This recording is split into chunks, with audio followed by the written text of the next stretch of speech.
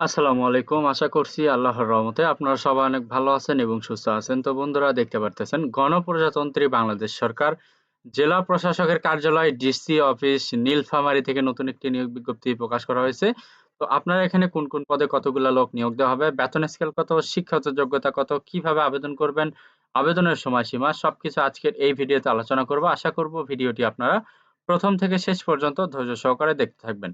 তো এই নিয়োগ বিজ্ঞপ্তিতে মূলত আপনারা এসএসসি থেকে শুরু করে এইচএসসি, অনার্স, ডিগ্রি পাস যেকোনো শিক্ষাগত যোগ্যতায় আবেদন করতে পারবেন। ১৮ থেকে ৩২ বছর ভেতরে হলে আবেদন করতে পারবেন। ছেলে-মেয়ে উভয় প্রার্থী আবেদন করতে পারবেন। তো প্রথমে দেখতে পারতেছেন এখানে যে এই পদটা রয়েছে এটা হচ্ছে নাজির কাম ক্যাশিয়ার। এখানে ৫ টি শূন্যপদ রয়েছে। এখানে শিক্ষাগত যোগ্যতা কোনো স্বীকৃত বিশ্ববিদ্যালয় হতে ২য় বিভাগ বা সমমানের জিপিএ উচ্চ মাধ্যমিক সার্টিফিকেট বা সমমানের পরীক্ষা উত্তীর্ণ হতে হবে। কম্পিউটার ব্যবহারে দক্ষতা হতে হবে এবং কম্পিউটার মুদ্রাক্ষরে প্রতি মিনিটে ইংরেজিতে সর্বনিম্ন ২০ শব্দ এবং বাংলায় সর্বনিম্ন ২০ শব্দের গতি থাকতে হবে। এরপরে রয়েছে দেখতে পারতেছেন সার্টিফিকেট সহকারে এখানে ৫ টি শূন্যপদ রয়েছে। বেতন স্কেল ৯,৩০০ থেকে ২২,৪৯০ টাকা। তো এখানে আপনারা উচ্চ মাধ্যমিক সার্টিফিকেট বা সমমানের পরীক্ষা উত্তীর্ণ হলে আবেদন করতে পারবেন। কম্পিউটার ব্যবহারে দক্ষতা থাকতে হবে এবং কম্পিউটার মুদ্রাক্ষরে বাংলা এবং ইংরেজিতে ২০-২০ গতি থাকতে হবে। তো এরপরে রয়েছে সার্টিফিকেট পেশকার। এখানে ৫ টি শূন্যপদ রয়েছে। তো এখানে বেতন স্কেল ৯,৩০০ থেকে ২২,৪৯০। তো এখানেও আপনারা এইচএসসি পাস হলে আবেদন করতে পারবেন। কম্পিউটার দক্ষতা থাকতে হবে এবং কম্পিউটার টাইপিং এ ২০ এবং ২০ শব্দের গতি থাকতে হবে। তো এরপরে দেখতে পারতেছেন মিউটেশন কাম সার্টিফিকেট সহকারী। এখানে ৫ টি শূন্যপদ রয়েছে। বেতন স্কেল ৯,৩০০ থেকে ২২,৪৯০।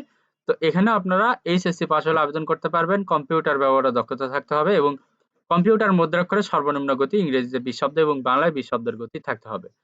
এরপর রয়েছে ক্রেডিট চেকিং কাম সায়রাত সহকারী। এখানে ৫ টি শূন্যপদ রয়েছে।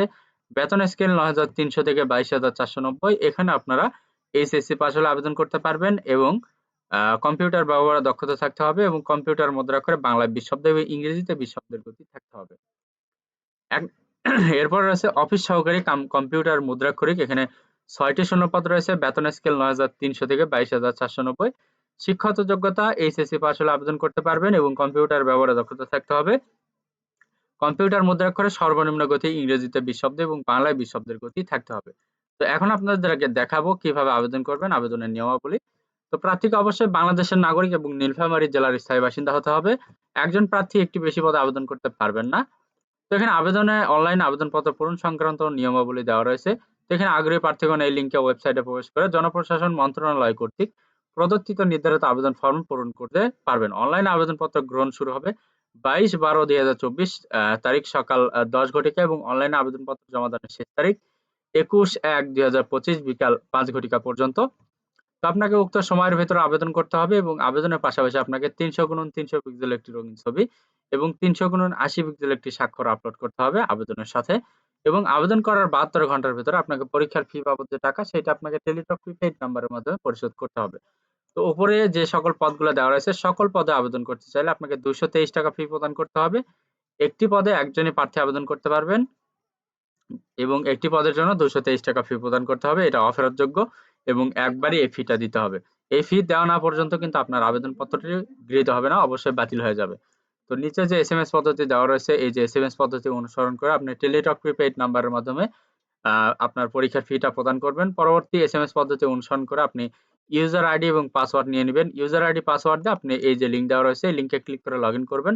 লগইন করার পরবর্তীতে আপনি ওখানে দেখতে পারবেন আপনার রোল নাম্বার, আপনার পদের নাম, ছবি, পরীক্ষার তারিখ, সময় ও ভেন্যুর নাম ইত্যাদি সম্বলিত একটি প্রবেশপত্র থাকবে। অবশ্যই সেটি ডাউনলোড পূর্বক রঙিন প্রিন্ট করে বের করে নিতে হবে। এটা আপনার লিখিত পরীক্ষার সময় প্রদর্শন করতে হবে এবং লিখিত পরীক্ষায় উত্তীর্ণ হলে অবশ্যই মৌখিক পরীক্ষার সময় প্রদর্শন করতে হবে।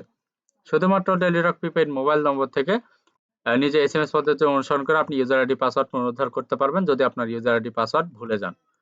এবং এখানে দেখতে পারতেছেন ১৮ থেকে ৩২ বছরের ভেতর হলে আবেদন করতে পারবেন এবং এই যে বিবাহিত মহিলারা প্রার্থীদের ক্ষেত্রে স্বামীর স্থায়ী ঠিকানা উল্লেখ করতে হবে। তো যেহেতু এখানে আপনারা ছেলে-মেয়ে উভয় প্রার্থী আবেদন করতে পারবেন।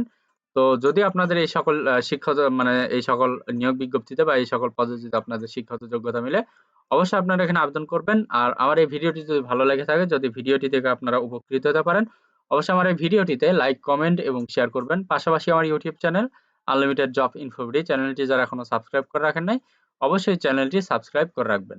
তো বন্ধুরা, সবার জন্য অনেক অনেক শুভকামনা। সবাই ভালো থাকবেন, সুস্থ থাকবেন। আল্লাহ হাফেজ। দেখা হচ্ছে নতুন কোনো ভিডিওতে।